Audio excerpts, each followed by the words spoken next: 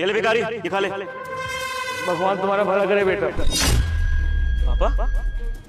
नहीं नहीं, तुम्हारे पापा कैसे हो सकते हैं? ये तुम्हें याद है ना, वो पैसे चोरी करके हमारे घर से भाग गए थे। ये कोई और है, चलो हम चलते हैं। तानिया, अपने पापा की आवाज अच्छी तरीके से जानता हूँ।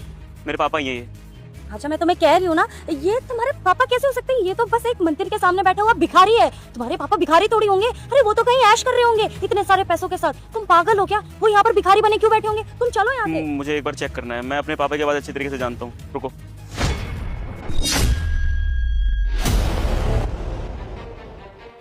पापा है तानिया ये? किसी बातें कर रहे हो? ये तुम्हारे पापा कैसे हो सकते हैं? तुम भी यार राजा। मुझे बस सच जानना है।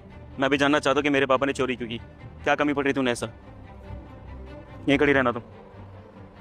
सुनिए, नहीं, मैं खाने के लिए नहीं दूंगा तुमको। मैं बहुत दिनों से भूखा हूँ। मैंने कुछ नहीं खाया। नहीं दूंगा। आप डरिए मत। मैं आपसे खाना छीनने के लिए नहीं आया हूँ। आपको और भूख लगी है? खाना चाहिए? हाँ, मुझे भूख लगी है। मैंने बहुत दिनों से कुछ नहीं खाया है।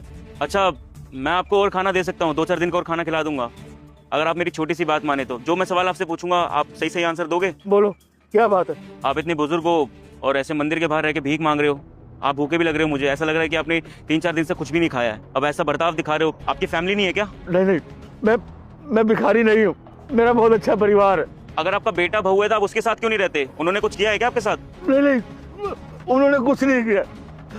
वो तो मेरी बहू ने मुझे घर से निकाल दिया।